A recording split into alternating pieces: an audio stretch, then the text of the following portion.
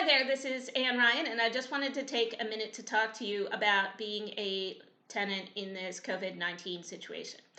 No law has been passed. Unfortunately, you are still obligated to pay your rent.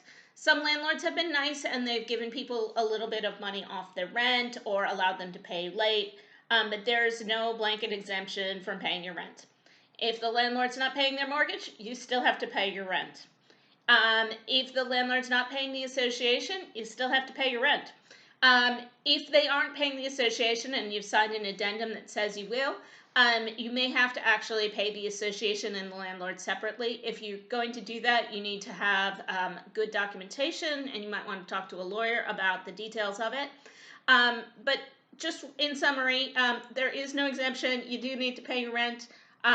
If you can't do it on time, please talk to your landlord and see if you can come up with some sort of plan. I wish you all the best. I hope you stay healthy, and I hope this doesn't affect you economically too badly. Best of luck, and talk to you soon.